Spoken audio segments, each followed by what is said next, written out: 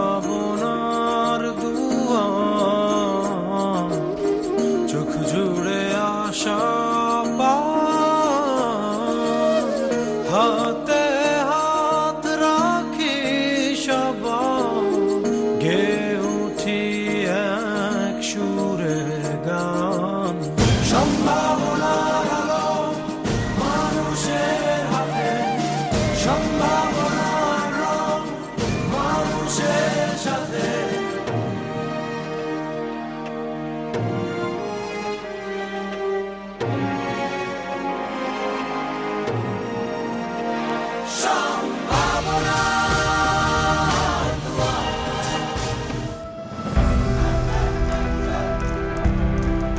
চব্বিশের ছাত্র জনতার অভ্যুত্থানের পর গণমাধ্যমের উপর রাষ্ট্রীয় নিয়ন্ত্রণ না থাকলেও বাংলাদেশের সাংবাদিকতা নতুন নতুন সংকটের মুখে পড়ছে।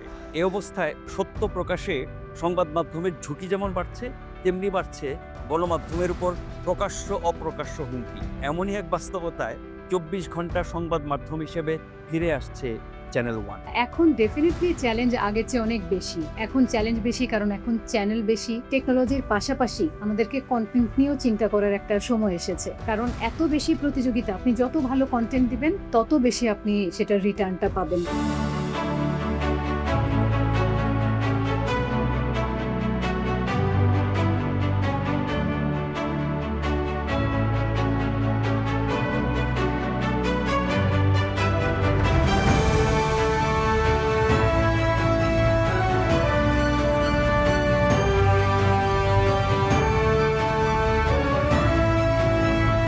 দেশে এবং বিদেশে সবকিছুই সব সংবাদ মাধ্যম তুলে ধরে যার যার মতো করে। কে কতটা আকর্ষণীয়ভাবে বিশ্বাসযোগ্য উপায়ে জনগণের সাথে সংযোগ স্থাপনের মাধ্যমে সেই জিনিসটা তুলে ধরছে।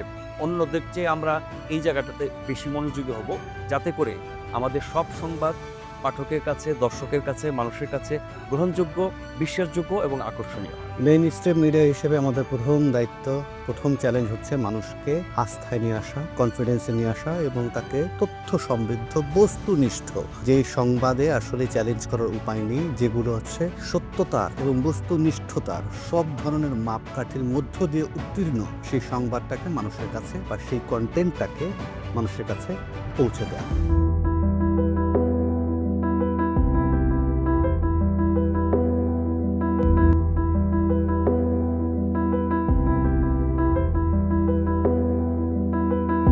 এই যে যাত্রাটা শুরু হয়েছিল 2006 সালের 24 জানুয়ারি এবং এটা হঠাৎ করেই ছন্দপতন হয় 2010 সালে। চ্যানেল ওয়ানের নাটক, চ্যানেল ওয়ানের নিউজ, এগুলো নিয়ে কোনো ধরনের কোনো বিতর্ক, কন্ট্রোভার্সি ছিল এরকম কেউ কখনো বলতে পারবে না। এবং পেশাদার বলতে যা বোঝায় সেই পেশাদারিত্ব বজায় রেখে কিন্তু চ্যানেল ওয়ান তখন টিকে ছিল। এতগুলো চ্যানেলের মধ্যে চ্যানেল ওয়ান কেন দেখবে? কি আছে চ্যানেল ওয়ানের মধ্যে? এটা আছে আমাদের লিগেসি আছে, ঋণ আছে। আমরা একটা দীর্ঘ সময় পর আবারও সামনে আসছি, ফলে আমাদেরকে এই চ্যালেঞ্জগুলোকে উতরাতেই হবে। সে উতরানোর জায়গা থেকেই আমরা যে বিষয়টাকে সর্বপ্রথম গুরুত্ব দেব সেটা হচ্ছে আমাদের বস্তুনিষ্ঠতা। অথবা টুইস্ট করা নিউজ, অথবা যা নয় পাবলিক খাবে এই কথা বলে কোনো কিছু জুড়ে দিয়ে আর কোনো কিছুর ভিউ বাড়ানোর ইস্যুস, এগুলো আমরা জ্ঞানত করব না।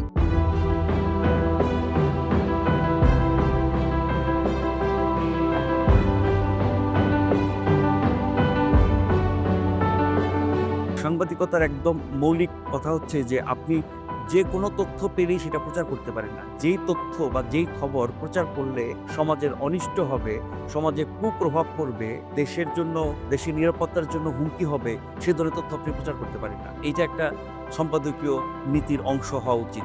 চ্যানেল ওয়ান এই বিষয়টাকে অনেক গুরুত্বের সাথে নেবে। বিশ্বাসযোগ্যতা, বিশ্বস্ততা এবং শুদ্ধতার জন্য AI জেনারেটেড যেসব কন্টেন্ট সেগুলো যাতে মানুষকে বিভ্রান্ত না করে, সামাজিক মাধ্যমে যেসব গুজব, অপপ্রচার, অপতথ্য, মিসইনফরমেশন, ডিসইনফরমেশন থাকে সেগুলো যাতে মানুষকে ক্ষতিগ্রস্ত বা বিভ্রান্ত করতে না পারে, সেই জায়গায় গণমাধ্যমের একটা ভূমিকা থাকা উচিত। আমরা চ্যানেল ওয়ান সেই ভূমিকাটা পালন করব। যত গভীরে যাবেন তত আসলে সত্য আপনার সামনে উন্মোচিত হবে। সেই প্রবাদটা আপনার সামনে সত্য হবে, কেঁচো করতে গিয়ে সাপ বেরিয়ে আসবে। ফলে আমরা ইনভেস্টিগেটিভ শো করব।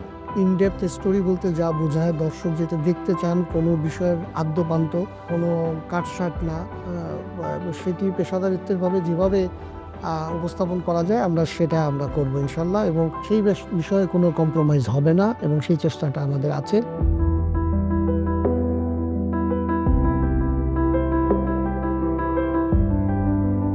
17 বছর আগের যে টেকনোলজি ছিল আর এখনকার যে টেকনোলজির ভিতরে রাতারাতি ডিফারেন্স। সেম ওয়েতে চ্যানেল ওয়ানেরও ইকুইপমেন্টের ব্যাপক পরিবর্তন আসছে। সো বাংলাদেশে আমরা first time complete 4K TV channel করতে যাচ্ছি। আমরা যে ক্যামেরার কোডেকগুলো ইউজ করতেছি এগুলো অনেক এফিশিয়েন্ট কোডেক ইউজ করতেছি। কোডেকগুলো ইউজ করলে যেটা হয়, পিকচারের পিক্সেলগুলো অনেক বেটার আসে এবং কম্প্রেশন অনেক কম জায়গায় অনেক ভারী কন্টেন্ট নিয়ে রাখা সম্ভব। যারা ইউটিউবার আছেন, বিভিন্ন সোশ্যাল মিডিয়াতে যারা কন্টেন্ট নিয়ে কাজ করেন, তারাও কিন্তু এক ধরনের প্রতিযোগী, কারণ তাদের মধ্যে অনেকে অনেক ভালো ভালো কন্টেন্ট নিয়ে কাজ করছেন। সো ওই প্ল্যাটফর্মগুলোও কিন্তু কাউন্টেবল। এখন মানুষজনের ব্যস্ত জীবন, তারা যখন যেখানে থাকছেন হাতের কাছে সবকিছু পেয়ে যাচ্ছেন। তো সেই জায়গাটায় কিন্তু প্রতিযোগিতা অনেক বেশি, টেলিভিশনের চেয়ে সোশ্যাল মিডিয়াতে বা অনলাইন প্ল্যাটফর্মে প্রতিযোগিতা অনেক বেশি। কাজে কন্টেন্ট নিয়ে কাজ করার ক্ষেত্রে আমরা অবশ্যই দর্শকদের কাছে এবার অনেক বেশি প্রতিশ্রুতিবদ্ধ। সঠিক তথ্য ও যৌক্তিক বিশ্লেষণ তুলে ধরার সর্বাত্মক চেষ্টা করব আমরা। ব্যক্তি, গোষ্ঠী বা দলীয় স্বার্থ নয়, দেশের স্বার্থ, জনগণের স্বার্থ তথা জাতীয় স্বার্থকেই সর্বোচ্চ অগ্রাধিকার দিব আমরা। বাংলাদেশে আপনি জানেন স্টারলিংকটা ওপেন করেছে, প্লাস বাংলাদেশে এখন কিন্তু টেকনোলজি অনেক ডেভেলপ করেছে। তো এই টেকনোলজিটাকে আসলে আমরা ইউটিলাইজ করে গ্রামগঞ্জ থেকে শুরু করে যে কোনো জায়গায়, ইভেন নট অনলি বাংলাদেশ, সারা ওয়ার্ল্ডের যে কোনো জায়গায় আমরা দর্শকদের কাছে আমাদের চ্যানেল অন্তত পৌঁছে দিতে পারবো।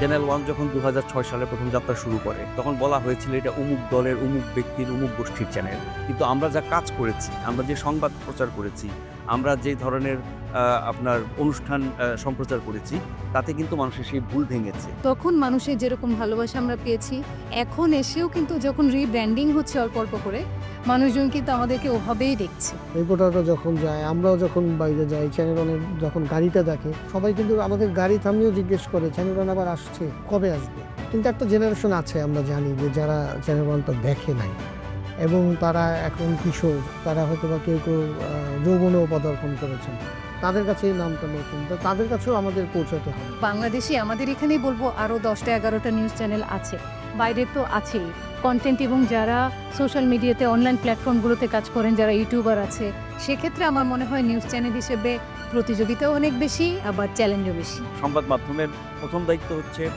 মানুষকে তথ্য জানানো, টু ইনফর্ম। দ্বিতীয় দায়িত্ব হচ্ছে টু এডুকেট, মানুষকে শিক্ষিত করা। তৃতীয় দায়িত্ব হচ্ছে টু এন্টারটেইন, মানুষকে বিনোদিত করা। এবং চতুর্থ দায়িত্ব হচ্ছে টু পারসুয়েড, মানুষকে প্রভাবিত করা। আমরা বাকি 3টা দায়িত্বের ব্যাপারে সচেতন থাকবো, শুধুমাত্র তথ্য জানানোর মধ্যে আমাদের কাজ সীমাবদ্ধ থাকবে না।